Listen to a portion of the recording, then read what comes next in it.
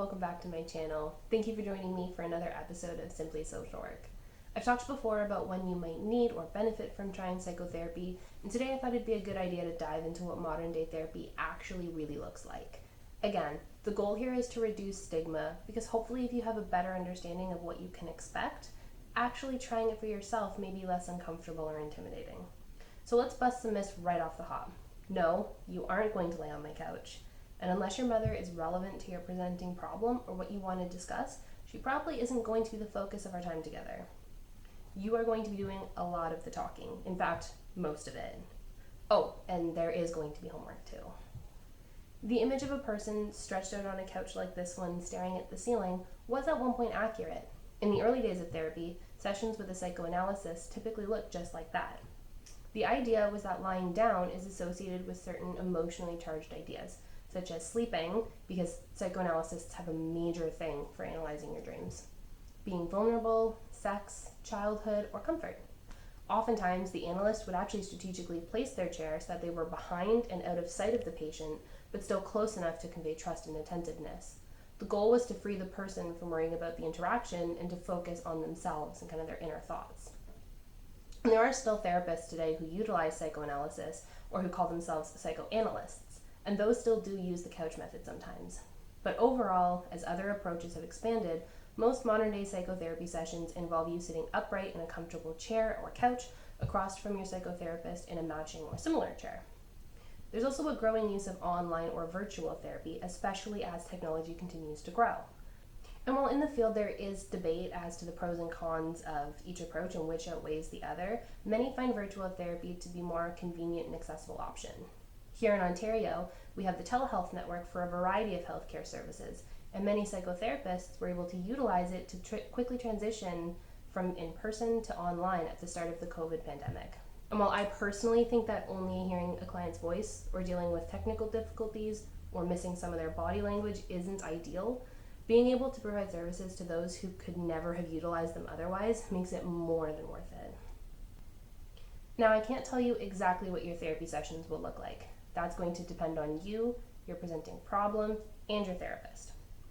Psychotherapy typically follows the 50-minute weekly format, but not always. It's important to discuss your goals and expectations with your therapist as early as possible, preferably before or during your very first session. But there are some common themes in psychotherapy. To put it simply, therapy is a space for you to talk and work through things that you're struggling with in your life. Your therapist is there to ask questions and guide that conversation as needed, or observe patterns or points that you might want to consider or think about. My goal as a therapist is to help you come to your own conclusions and to make sense of your circumstances. Think of it like this. You have a ball of tangled yarn, and talking things through, that yarn begins to unravel, and you realize that there may be several different strands in that ball that you can now gently begin to pull on to detangle it. And this also doesn't mean that we're going to dive right into your childhood. There might be times when it's relevant and comes into the conversation, but typically behavior or cognitive approaches to therapy don't rely on relating every little thing to your past. It also isn't always sexual. Even Freud said, sometimes a cigar is just a cigar. And most importantly, you set the boundaries. Your therapy sessions are your time to talk about what you want to talk about, or maybe to avoid what you don't want to talk about that day. Your therapist is there to listen and teach you coping strategies. And this is where the homework comes in. Psychotherapy isn't massage therapy. You can't come in, have it done, feel amazing, and then do nothing with it until your next appointment. I mean, you can, it's your life, but you won't get as much out of it, guaranteed. Psychotherapy involves putting what you discuss in session into practice in your life. It's about actually utilizing the techniques and strategies, and then reflecting on their impact on yourself and your life. And this is where you come back and discuss it with your therapist to see what worked for you, what didn't, and maybe what to work on next. And lastly, I've said it before, but I really want to stress it again. Good therapy doesn't always make you feel good. Sometimes it's uncomfortable and hard, and that's okay. But if it's consistently causing you distress, that's when you need to discuss it with your therapist. Your feedback about their approach in your sessions is so important for good therapy.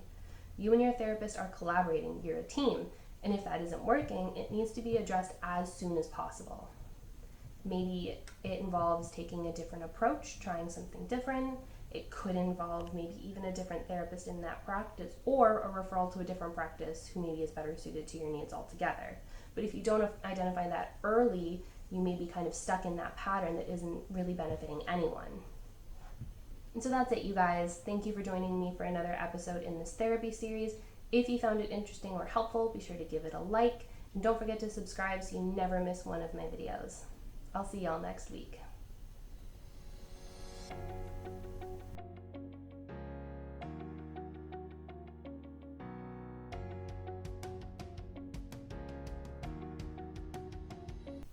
Psychotherapy typically follows the 50-minute...